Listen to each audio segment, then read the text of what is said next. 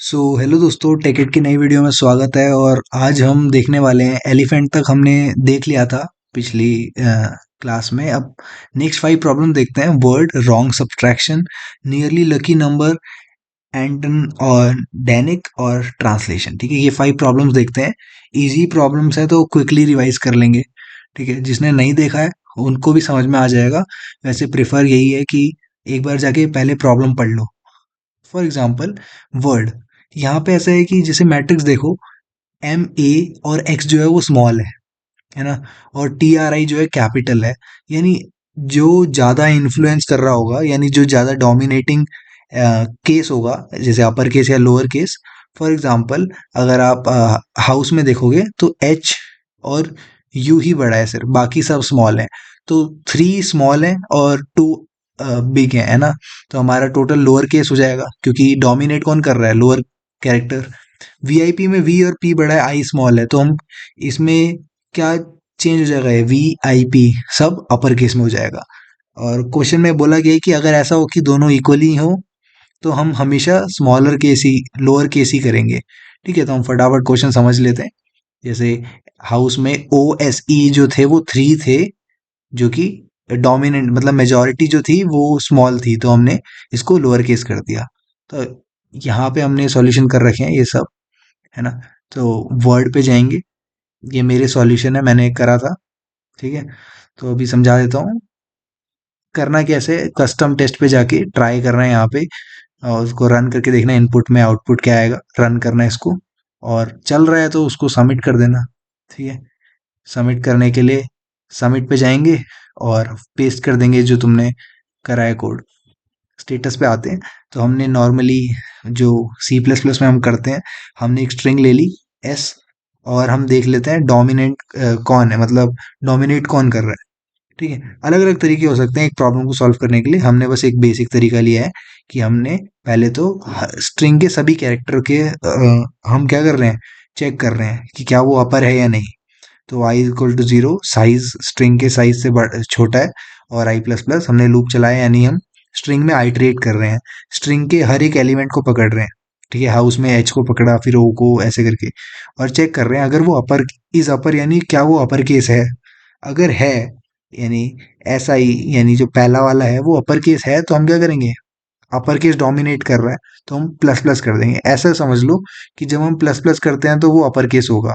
ठीक है, नहीं तो हम माइनस माइनस करते हैं। ठीक है, इससे क्या होगा, अगर वो दोनों इक्वल होंगे तो जीरो आ जाएगा। और जीरो का केस क्या है, जैसे मैट्रिक्स में हमने देखा था, ये वाला केस देखो। मैट्रिक्स में क्या था, दोनों इक्वल थे, तो हमें फिर भी आउटपुट क्या आ रहा था, लोअर केस आ रहा था। तो इसका मतलब जीरो वाला केस तो हमारे एल्स में आ जाएगा। यानी हमें सिर्फ एक चीज देखनी है कि अगर ये डोमिनेट की वैल्यू जीरो से ज्यादा है, तो हम सबको क्या कर देंगे, फॉर ऑटो। ये थोड़ा सिंटेक्स याद रख लो, नया सिंटेक्स है। ठीक है, तुम ऐसे करके भी कर सकते हो कि सारी वैल्यूज को अपर कर दो, तुम्हारी मर्जी है। शॉर्ट में ऐसे लिख सकते हो, फॉर ऑटो एंड सी, यानी हर एक कैरेक्टर हमारे एस स्ट्रिंग का वो हो जाएगा अपर केस। ठीक है, फिर आउटपुट हम कर देंगे स्ट्रिंग। नहीं तो वो लोअर केस हो जाएगा। नहीं तो वाला यानी एल्स केस कौन सा है, या तो वो इक्वल टू हो, यानी हमारे अपर और लोअर केस दोनों इक्वल हो, या फिर लोअर केस ज्यादा हो। ठीक है, पहला क्वेश्चन हमारा डन हो गया। नेक्स्ट पे आते हैं। फायदा हुआ ना कि जल्दी समझ में आ गया। नेक्स्ट पे आते हैं रॉन्ग सब्सट्रैक्शन। ठीक है, रॉन्ग सब्सट्रैक्शन में क्या है कि तान्या जो है ना, वो छोटी बच्ची है, उसको पता नहीं है कि सब्ट्रैक्ट कैसे करते हैं। तो वो क्या करती है कि जिसके पीछे जीरो आता है ना लास्ट में, जैसे नॉन जीरो नंबर को तो, जैसे मैं बोलूँ 5 जो है क्या है, नॉन जीरो है, तो उसको तो सही से माइनस करती है, -1 करना है उसको। तो 5 माइनस 1 कितना होता है, 4 होता है। मगर अगर वो किसी के पीछे जीरो देख लेती है ना, जैसे मैंने बोला कि 1700 है, 1700 के पीछे जीरो है ना, तो वो -1 नहीं कर पाएगी, वो डिवाइड बाय 10 कर देगी, आसान आसान हो जाएगा। ठीक है, तो यहाँ 1700 में उसको 2 बार 10 से डिवाइड करेगी वो, क्योंकि वो नहीं चाहती, कैरी वेरी नहीं जानती वो। ठीक है, तो हम क्या करेंगे, बेसिकली हमें बताना है कि आउटपुट आने वाला है। फॉर एग्जाम्पल यहाँ देखो, 512 है ना, और उसको 4 बार उसको सपरेट करा है उसने अपने तरीके से। भले ही गलत तरीका है उसका, मगर उसके तरीका क्या है कि हमें 512 को 4 बार सबट्रैक्ट करना है, 4 टाइम सबट्रैक्ट करना है। तो फर्स्ट टाइम में वो पीछे 2 है तो कोई दिक्कत की बात नहीं है, तो सबट्रैक्ट करा 1 से तो 511 हो गया। सेकंड में सबट्रैक्ट करा तो 510 हो गया। अब यहाँ थोड़ा कंफ्यूज हो गई वो, उसने बोला कि पीछे 0 है, क्या करूँ? 10 से डिवाइड करूंगी। उसने करा तो 51 आ गया। 4 टाइम्स बोला था, फोर्थ में क्या 1 करा, फाइनली आंसर हमारा 50 आ गया। ठीक ठीक है, क्वेश्चन समझने में थोड़ा टाइम लगता है मगर ये तो हमारे लूप करेगा, है ना, इफ एल्स कंडीशन करेंगी। तो हम आते हैं यहाँ पे रॉन्ग सब्ट्रैक्शन में। तो हमने सिंपली क्या करा, एन और के, यानी क्या वो नंबर है और कितने टाइम्स हमें सब्ट्रैक्ट करना है। तो हमने के का लूप चलाया, है ना, 4 टाइम्स था तो 4 टाइम्स चलेगा ये, जैसे हमने फर्स्ट टाइम सेकंड टाइम कर रहे थे, है ना। तो अगर वो 10 से डिविजिबल है ना, यानी रिमाइंडर 10, अगर 10 से डिवाइड करने में रिमाइंडर 0 आता है, यानी पूरा पूरा डिवाइड हो रहा है 10 से, तो उसको क्या करो, 10 से डिवाइड ही कर दो। ठीक है, यही कह रहे हैं, तान्या यही करती है, वरना उसमें से 1 सब्ट्रैक्ट कर दो। था ना सिंपल कोड, बेसिक है। ठीक है, ये भी हो गया, समझाने में थोड़ा टाइम लगता है। नेक्स्ट आ जाते हैं हम नियरली लकी नंबर। अच्छा, ये लकी नंबर, इससे पहले एक प्रॉब्लम है लकी नंबर, भले ही हमने नहीं करी है मगर थोड़ा आइडिया तुम्हें दे देता हूँ। लकी नंबर वो होता है जिसके अंदर 4 या 7 जरूर आता है, जैसे 47 एक लकी नंबर है, 744। ठीक है, जो लकी डिजिट से बना होता है वही लकी नंबर होता है। ठीक है, और ये जो है अनलकी नंबर है, क्योंकि नॉट लकी नंबर है, क्योंकि यहाँ पे अगर 7 है तो 4 नहीं है, 4 है ना, और साथ में 6 जो है अलग से आ गया है। सिर्फ 4 और 7 से बनने वालों को लकी नंबर कहते हैं। मगर क्वेश्चन जो है वो नियरली लकी बोल रहा है। नियरली लकी नंबर वो होते हैं, क्योंकि सारे नंबर तो लकी नहीं हो सकते ना, तो नियरली लकी वो होते हैं जिसमें लकी नंबर टाइम्स हो। फॉर एग्जाम्पल, जैसे मैंने बोला एक ध्यान से देखना इसको, जैसे ये देखो, 4 जो है, 4 4 और 7 जो है वो लकी नंबर है। तो टोटल कितनी टाइम्स है, 1 2 3। मैं 7 को भी गिन रहा हूँ क्योंकि ये दोनों ही लकी नंबर है ना, तो मैं बोलूंगा इस नंबर में टोटल लकी नंबर कितने हैं, तुम बोलोगे 3 है, 1 2 3। क्या 3 एक लकी नंबर है? नहीं, है ना, तो इसका मतलब नो आंसर। दूसरा देखो, यहाँ पे लकी नंबर काउंट करते हैं, 1 2 7, और जहां भी 7 और 4 दिखेगा काउंट करना, 1 2 3 4 5 6 7, 7 टाइम्स है। यानी क्या 7 एक लकी नंबर है? हम टोटल नंबर ऑफ कितने काउंट करने के बाद पूछ रहे हैं कि काउंटिंग ऑफ नंबर्स जो है, क्या वो लकी नंबर है? हाँ, 7 तो लकी नंबर है, तो यस। समझ में आया? तो हम करने क्या वाले हैं, लकी नंबर का भी लकी नंबर देख रहे हैं। देखो, कोड से जल्दी समझ में आएगा कि हमने स्ट्रिंग इनपुट करी, स्ट्रिंग ले रहे हैं, भले ही वो नंबर था। अब देखो, नंबर का ट्रीट करने का तरीका अलग है ना। स्ट्रिंग में क्या है, हमें तो सिर्फ स्ट्रिंग का पता लग जाएगा। आप नंबर से भी कर सकते हैं। ठीक है, तो हम यहाँ पे क्या लेते हैं, काउंट को 0 ले लेते हैं। हमने स्ट्रिंग की लेंथ तक चले, आई प्लस प्लस करा। अब यहाँ पे अगर एलिमेंट चेक कर रहे हैं, मतलब अगर वो 4 या 7 है, ठीक है, ये होता है और का, यानी ये इन दोनों में से कोई भी होगा तो चलेगा। दोनों भी मतलब दोनों तो होगा नहीं, एक ही पर्टिकुलर हम इंडेक्स चेक कर रहे हैं ना। तो अगर वो 4 है तो भी ठीक है, अगर वो 7 है तो भी ठीक है। दोनों ही केस में सी को प्लस प्लस करो, काउंट को प्लस प्लस करो। फाइनली जब ये लूप खत्म हो जाएगा, क्योंकि जब स्ट्रिंग का एंड हो जाएगा, है ना, तो हम चेक करेंगे क्या वो जो काउंट है वो 4 या 7 है। ठीक है, अगर ये 4 या 7 में से कुछ भी हुआ तो यस आंसर आ जाएगा, नहीं तो नो आ जाएगा। ठीक है, टर्नरी ऑपरेटर लगा रखा है क्वेश्चन मार्क और कॉलन के साथ। ठीक है, तो ये तो सिंपल हमारा अप्रोच। इसके डिफरेंट अप्रोचेज हैं, मेरे को ये बेस्ट लगा, मैंने ये दिखाया। ठीक है, नेक्स्ट आ जाता है एंटन और डैनिक के बारे में। बहुत इजी क्वेश्चन। ठीक है, क्या है कि ये दोनों चेस खेलते हैं। अब चेस खेलो, कोई सा भी गेम खेलो, विजेता तो पता लगाना है ना कि वो इज द विनर।